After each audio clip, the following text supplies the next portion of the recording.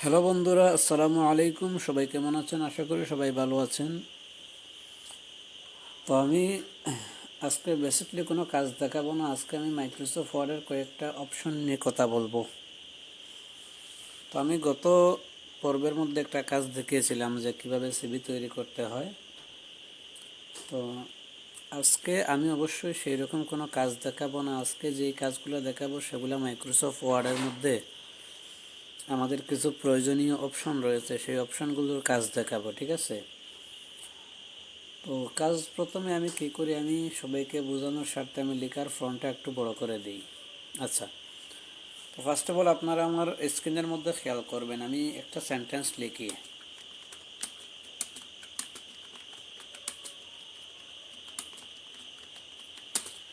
ধরেন আমি এখানে লিখলাম, আমার নামটা লিখলাম যে my name is MD Nazimuddin Kamran.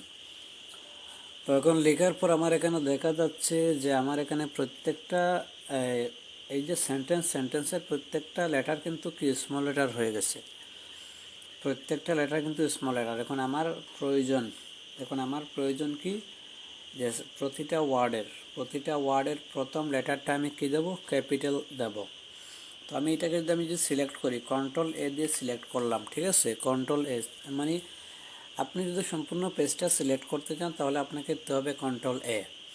তো আমি কন্ট্রোল এ দিয়ে এখন চলে যাব যে অপশনে। আমার কী কাজটা করতে হবে, আমার কাজটা করতে হবে যে আমি এই সেন্টেন্সের প্রতিটা ওয়ার্ডের প্রথম যে লেটারটা আছে সেই লেটারটা আমি কি দেব, বড় হাতের লেটার দেবো। ওই জন্য আমাকে আমার মাউসের আইকন দেখতেছেন, এই যে প্রথমে লেখা আছে যেখানে আমরা লেখার ফন্ট ক্যালিব্রি বডি, তারপরে 36 যেটা ফ্রন্ট লেখার ফন্ট সাইজ, তারপরে এ আছে, তারপরে এরপরে যে একসাথে যে দুইটা আছে, হ্যাঁ, এই দুইটার নাম হচ্ছে গিয়ে চেঞ্জ কেস।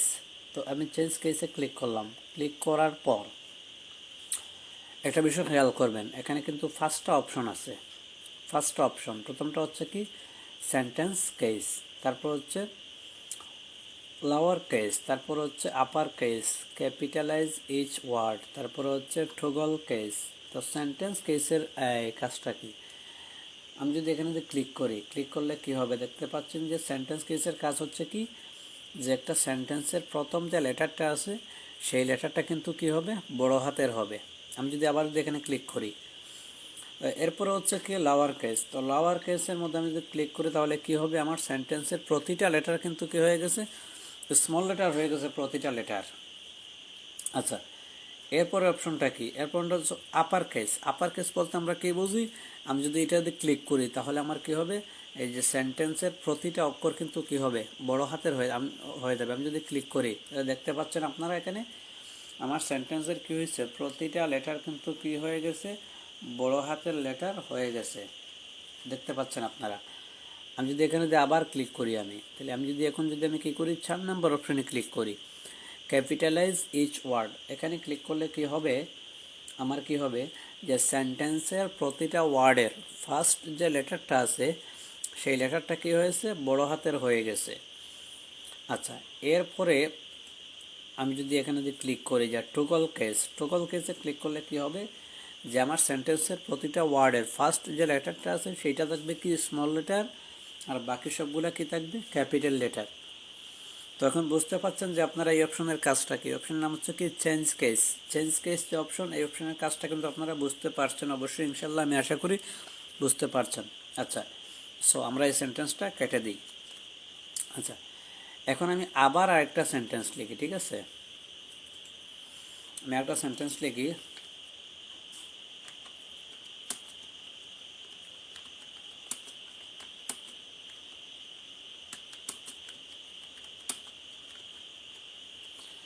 ধরেন আমি এখানে লিখলাম কি I M a student of class 5, তো আমি এটা কী করে নিই, আমি চেঞ্জ কেসে গিয়ে আমি এটা ঠিক করে নিই আগে। আমি এটা কী করবো, এই আপার কেসে দিয়ে দিই বোঝানোর স্বার্থে আর কি। আপার কেসে আমি সেন্টেন্সের ফ্রন্টটা একটু বড় করে দিই দেখার জন্য। আচ্ছা, আমি 36-এ রেখে দিলাম, I M a student of class 5, আমি একটা সেন্টেন্স লিখলাম। তো এখন আমার কাজটা হচ্ছে আমি কি করব, এই সেন্টেন্সটা কি করব, আন্ডারলাইন বলতে আমি এই সেন্টেন্সের নিচে একটা দাগ দেবো। দেখেন এখানে সেন্টেন্সের নিচে দাগ দিতে আমার কিন্তু আমি কয়েকটা উপায় দাগ দিতে পারি। তো আমার বেস্ট যে উপায়টা আছে সেটা হচ্ছে কি, আমি এটাকে সিলেক্ট করব, সিলেক্ট করে এই যে আপনারা দেখতে পাচ্ছেন ক্যালিব্রি বডির নিচে আমার কি আছে, মাউসের আইকনটা রাখা আছে, এখানে কি দেওয়া আছে, আন্ডারলাইন। আমি যে ক্লিক করি আন্ডারলাইনে, ঠিক আছে, দেখেন আমি যদি জাস্ট শুধু ইউতে ক্লিক করলে কি হবে, এইরকম একটা আন্ডারলাইন হয়ে যাবে। এখন আমার এখানে কিন্তু আন্ডারলাইনের আরও কয়েকটা অপশন আছে। আমার এখানে এই যে একটা ত্রিভুজ আইকন আছে, এখানে ক্লিক করার পর আমার এখানে অনেকগুলো আন্ডারলাইন আছে। দেখেন আমি যদি ফার্স্টে রাখি তাহলে আমার একটা আন্ডারলাইন, 2 নাম্বারটা ক্লিক করলে আমার 2টা আন্ডারলাইন, আর 3 নাম্বারটা ক্লিক করলে আমার এটা কী হয়ে গেল একবারে ইটালিক, যেটা আমরাকে ফুল কালার বলে থাকি সেইটা। এরপরটা হচ্ছে কি আপনার জাস্ট ছোটো ছোটো স্কোয়ার দিয়ে আপনার আন্ডারলাইন।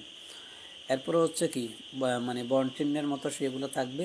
তারপরে যেরকম মানে আপনার এখানে যে আন্ডারলাইনটা দরকার আপনি সেটার উপর ক্লিক করবেন, ঠিক আছে, তাহলে কি হয়ে যাবে, আন্ডারলাইন হয়ে যাবে। আচ্ছা, তো এখন আমি আন্ডারলাইনের কাজটা বুঝিয়ে দিলাম।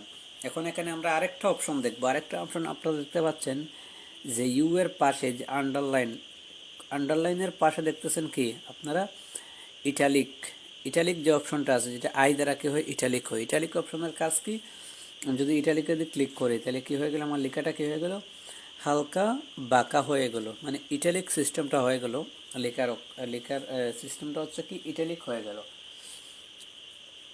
এরপরে আমার যে কাজটা হচ্ছে সেটা হচ্ছে আমি এটাও ঠিক করে নিলাম। এখন হচ্ছে কি বোল্ড, এই যে বড় হাতের যে একটা বি দেখতে পাচ্ছেন আপনারা, এই বড় হাতের বিটা হচ্ছে কি বোল্ড। এই বোল্ডের কাজ কি, বোল্ডের কাজ যদি বোল্ডে যদি ক্লিক করি তাহলে কি হবে, আমার লেখাটার ফ্রন্টটা একটু বড় হবে, প্লাস লেখাটার যে স্ট্রোক যেটা আছে এটা বড় হয়ে মানে ফুল কালো হয়ে যাবে, মানে একেবারে পুরোপুরি ব্ল্যাক হয়ে যাবে। ব্ল্যাকের মধ্যে কিন্তু কিছু ইয়ে আছে, একটা হচ্ছে হোয়াইট ব্ল্যাক আর একটা হচ্ছে ফুল ব্ল্যাক, ঠিক আছে। হোয়াইট ব্ল্যাক বলতে কি বুঝি আমরা, যেটা ব্ল্যাক কালারটা একটু ঝাপসা লাগে, যে সাদা হয়ে যাওয়ার মতন এই অবস্থা। আর আমরা বোল্ড যদি করে নিই তাহলে কি হবে, আমাদের পুরোপুরি লেখাটা কী হয়ে যাবে, বোল্ড হয়ে যাবে, অর্থাৎ স্ট্রোকটা বেড়ে কী হয়ে যাবে, এটা ফুল কালার মানে কালো কালার হয়ে যাবে। তো আমি 3টা অপশন দেখাইছি, এটা হচ্ছে কি চেঞ্জ কেস, তারপরে হচ্ছে আন্ডারলাইন, ইটালিক আর বোল্ড, ঠিক আছে। তো এখন আমি আরেকটা বিষয় দেখাবো।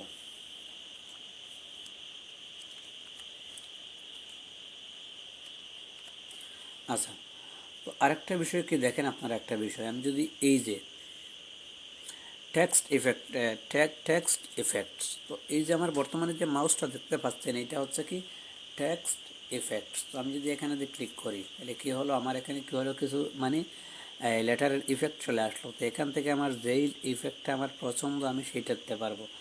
ধরেন আমি এটা দিলাম তাহলে এরকম হয়ে গেল, আবার আমি যদি এইটা দিই তাহলে এরকম হয়ে গেল, মানে আমার এখানে যেই লেখাটা আমি পছন্দ আমি সেইটা এখান থেকে দিতে পারবো, ঠিক আছে। তো আমার কথা অবশ্যই বুঝতে পারছেন, যদি কথা না বুঝেন আমাকে কমেন্ট বক্সে জানাবেন।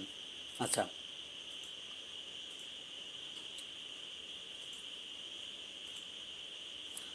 তো আমি এখান থেকে লেখাটা হ্যাঁ আমার যে এরকম ছিল এরকম করে ফেলি।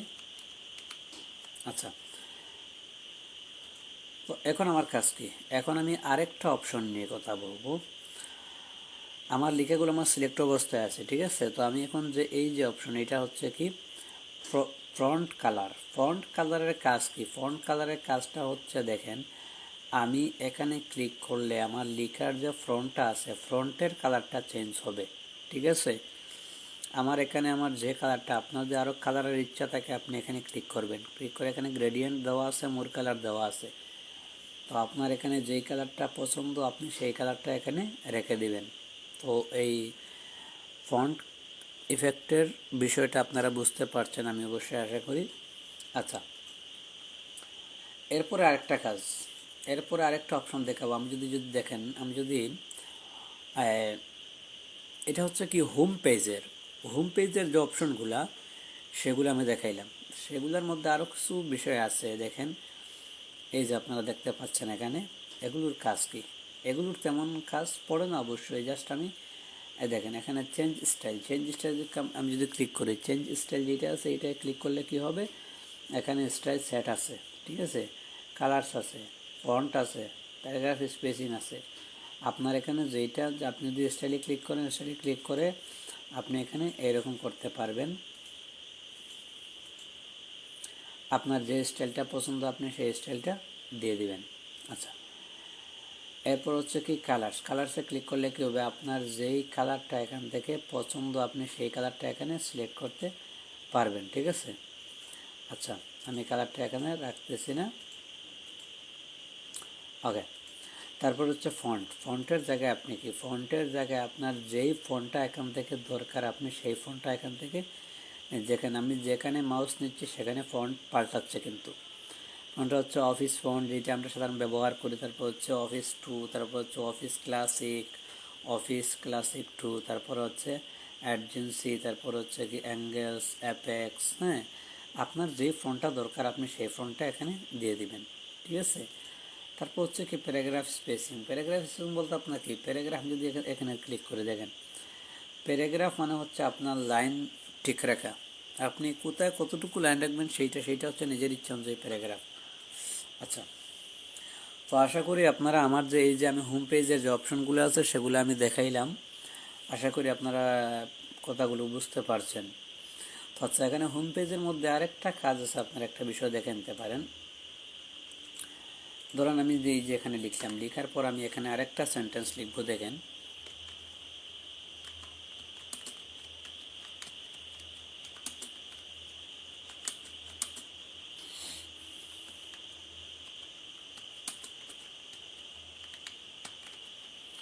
আচ্ছা আমি এখানে একটা সেন্টেন্স নিই, লেখার পরে আমি এইটা ওইটার মতন করে দিই, এটাও আপার কেস করে দিই। আচ্ছা, এখন একটা বিষয় খেয়াল করবেন যে আমি যদি সিলেক্ট করি, এই যে দেখেন এই যে এখানে আমার কিন্তু স্পেস, অনেক স্পেস, মানে একটা লাইন থেকে আরেকটা লাইনের দূরত্ব, এই যে স্পেসটা জায়গাটা কিন্তু অনেক বেশি। তো এই যে স্পেসটা আমি কমাবো কেমনে, এই জন্য আমাকে কী করতে হবে, এখানে এই যে এই অপশনটা লাইন অ্যান্ড প্যারাগ্রাফ স্পেসিং, এই অপশনটাতে ক্লিক করতে হবে। আপনারা দেখতে পাচ্ছেন আমার মাউসের আইকনটা দেখতে পাচ্ছেন, লাইন অ্যান্ড প্যারাগ্রাফ স্পেসিং, এখানে আমি ক্লিক করলে এখানে কি 1.15 দেওয়া আছে। ঠিক আছে, আমি এটা যদি 1.0 করে দিই তা আরও কমে যাবে। ধরেন আমি যদি এটা দিয়ে আরও কমাতে চাই তাহলে কি করতে হবে, এখানে নিচে দেখতে পাচ্ছেন যে লাইন স্পেসিং অপশন, এখানে যদি ক্লিক করে এই যে দেখছেন স্পেসিং যেটা আছে এখানে আমি এখানে কি দেওয়া আছে, আফটার 10 পেজ দেওয়া আছে, এটা আমি